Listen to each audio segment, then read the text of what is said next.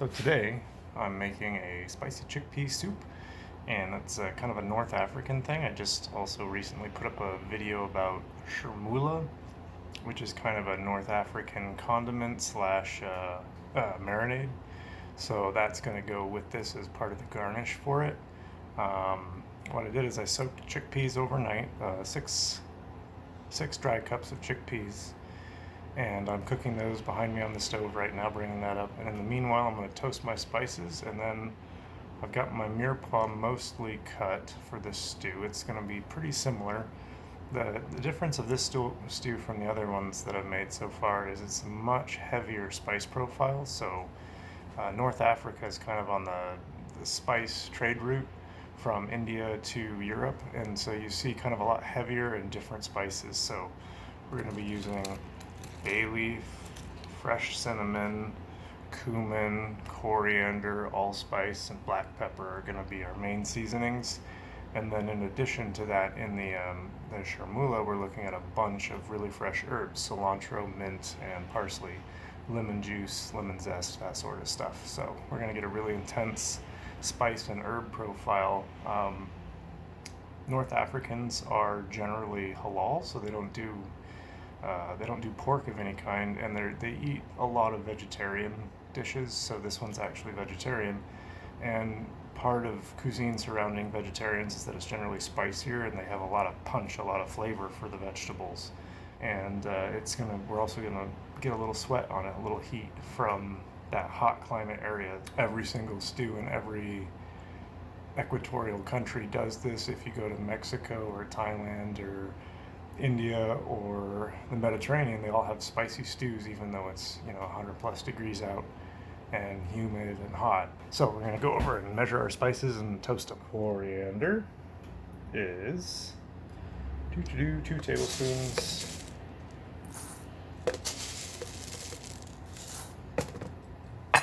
Allspice, I know that it takes 10 berries. 2, 4, 6, 8, 10.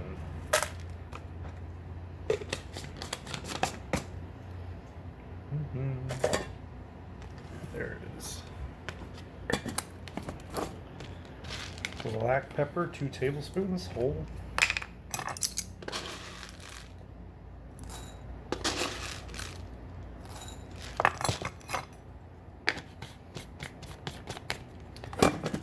And cinnamon, 1 whole stick. What I do is I break it up, and this is true cinnamon, not the normal stuff that you find in potpourri. Much softer.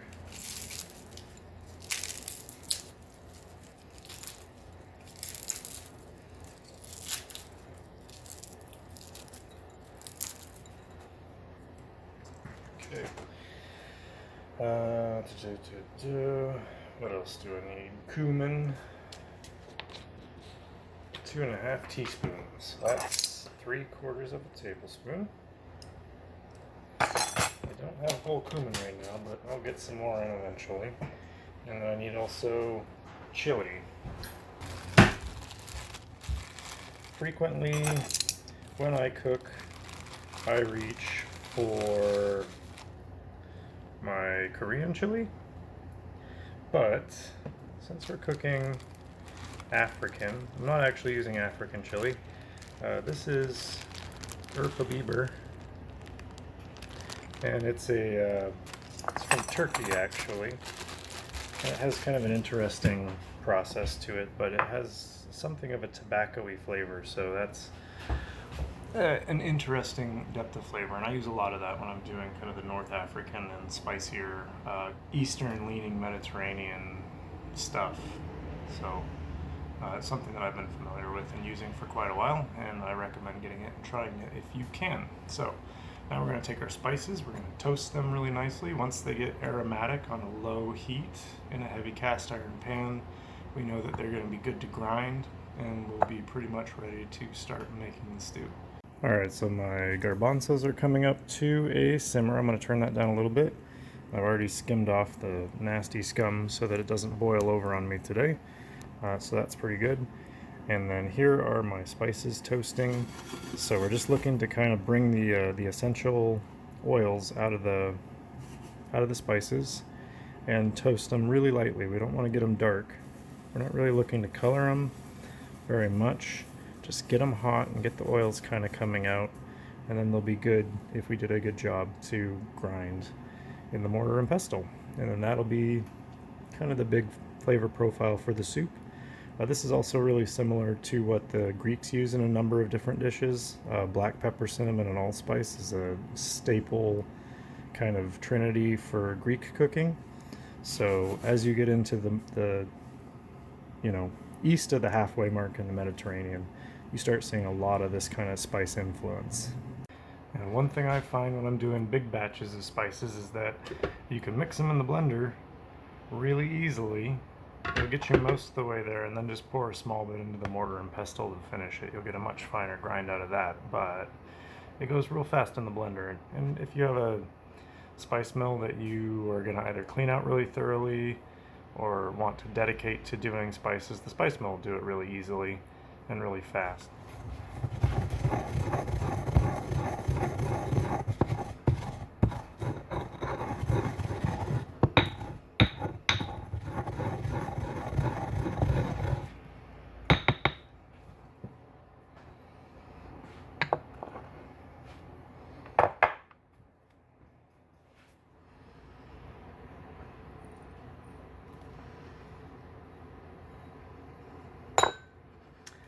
It also gives you a more unique texture.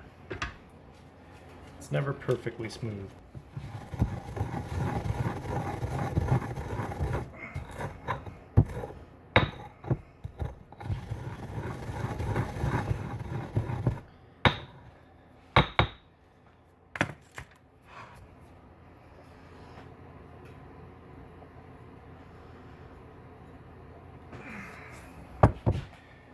And I wouldn't be totally against doing it in the mortar and pestle, except cinnamon has a tendency to be kind of like really strandy, barky, and it's really difficult to totally powder in the mortar and pestle, so it helps to start that in the blender.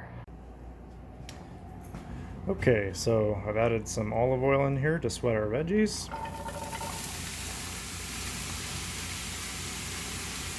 Dump all our veggies in.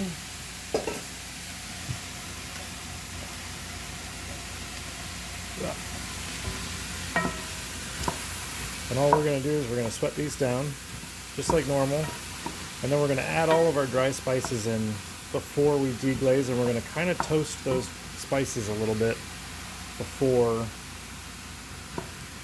adding the water so that we can develop a little bit more flavor on them. So if you can toast your spices, always toast your spices. It's better. And the way to know when you're using ground spices that you're toasting is when we put them on and we mix them in, they're going to start sticking in the bottom of the pot. So we want to have our wooden spoon ready, and we're going to see those spices kind of start sticking in the bottom of the pot, and we're going to work them up, and we're going to take them down, and we're going to smell them, and they're going to get really aromatic.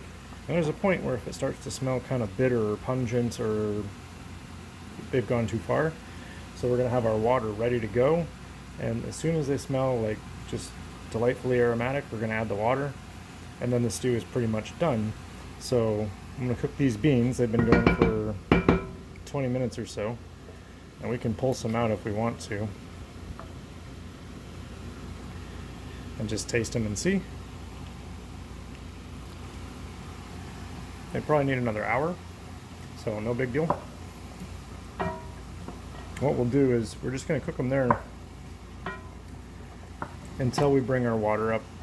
And then once we've brought our water up to a simmer here, we'll drain these no matter where they're at and add them to this stew so that they can soak in the spice flavor, the olive oil, the salt, and all that business.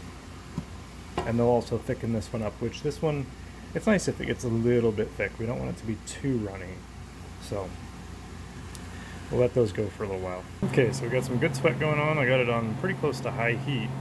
I'm just going to add in all of my dry spices. I'm not going to add the salt in until we have liquid in there, and the reason for that is salt draws the water out of the vegetables, and that's going to make it so that they don't they don't cook the same. They're just going to end up steaming and boiling in their own juices, and that's not really what we want to do when we add the spices in. So we want to get these spices and get them nice and aromatic. And then once we feel like we have good flavor on those, or good aroma on those, once they smell really aromatic, we're just going to add our water in. And I even added my bay leaves in. It's totally fine to toast your bay leaves a little bit as well. Remember what I said, we're looking for the spices to start sticking in the bottom. So until they really do that, we're not quite there. So in the meanwhile, I'm going to start measuring out my water. You can see some color kind of starting to come off in there, but we're not quite there. And at this point, I'm going to go kind of full high, and this soup makes a smell.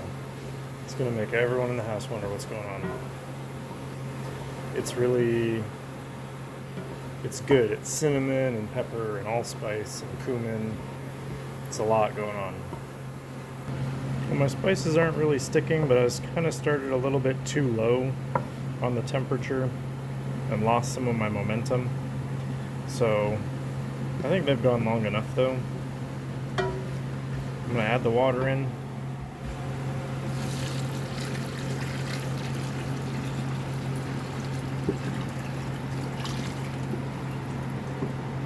Don't go, spoon.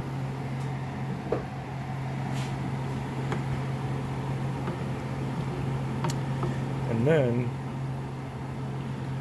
now that the water's in, I'm going to add the salt, which I think is 5 tablespoons. And then I'm going to strain those beans out, or drain them, and add them in. And then I have about an hour or so before anything happens. So I'm actually working on another project in the background to this. And I'm going to just let this go and kind of clean up after myself. So by the time the stew is done, there won't be any mess left whatsoever. Okay, so here's my beans. They're in, salt's in. Just need it to come up to a boil. And we'll take it back down to a simmer and let it go until the beans are tender, and that is it.